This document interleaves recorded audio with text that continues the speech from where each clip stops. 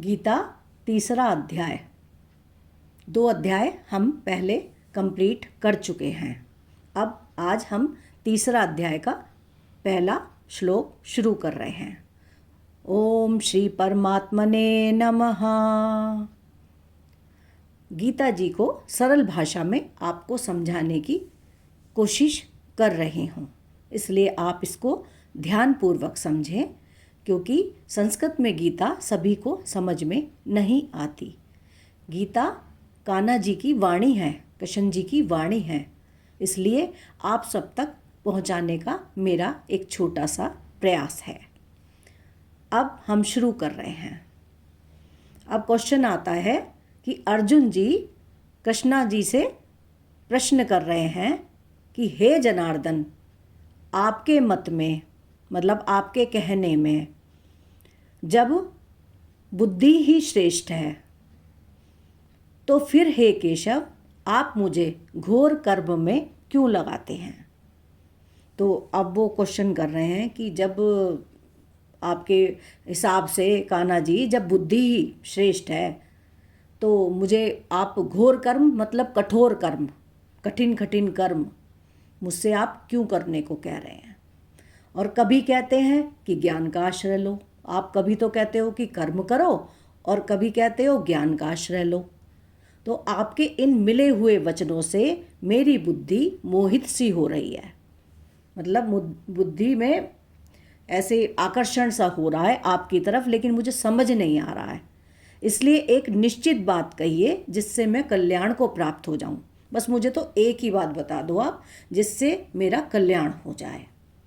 तो अब भगवान अर्जुन जी को उत्तर देते हैं कि हे निष्पाप अर्जुन, इस मनुष्य लोक में 2 प्रकार से होने वाली निष्ठा मेरे द्वारा पहले कही गई है।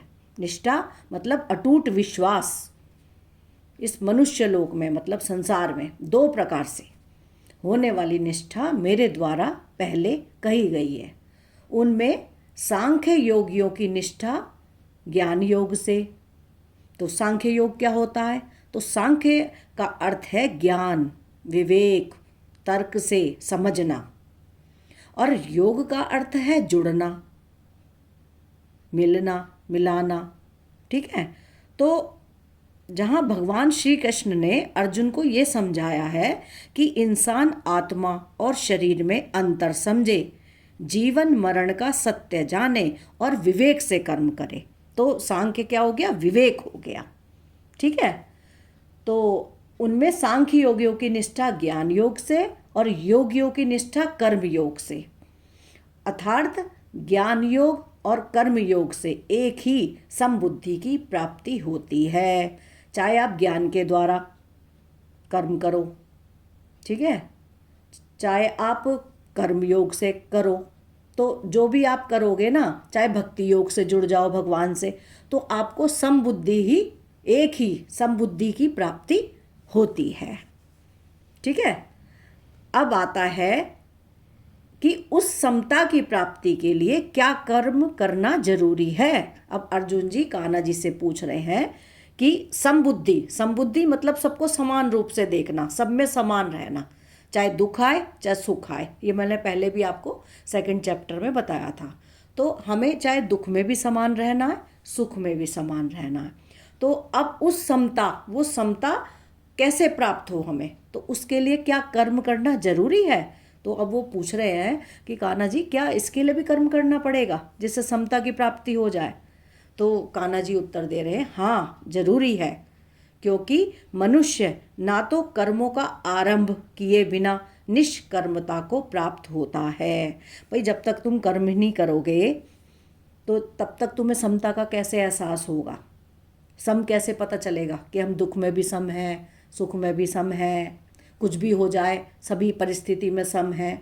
तो कर्म तो करना पड़ेगा, तभी तो समझ में आएगा। तो कर्मों का आरंभ किए बिना निष्कर्मता को प्राप्त होता है, न कर्मों के त्याग से सिद्धि को ही प्राप्त होता है। अगर कोई व्यक्ति कर्मों का आरंभ किए बिना निष्कर्मता को प्राप्त होता है और ना कर्मों के त्याग से सिद्धि को प्राप्त होता है। तो आप सोचो मुझे कर्म ना करना पड़े और मुझे सिद्धि की प्राप्ति हो जाए, मैं है वो भी नहीं हो सकता। तो इसलिए कर्म तो करना जरूरी है। तात्पर्य ये है कि उस समता की प्राप्ति कर्मों का आरंभ किए बिना भी नहीं होती और कर्मों के त्याग से भी नहीं होती। तो आरंभ किए बिना भी नहीं होगी समता और त्याग से भी नहीं होगी। जब कुछ कर्म नहीं करेंगे तो हमें तो कुछ पता ही नहीं चलेगा ना। तो इसलिए कान्हा जी कह रहे हैं कि आपको समता की प्राप्ति के लिए कर्म करना जरूरी है। ओम श्री परमात्मने नमः।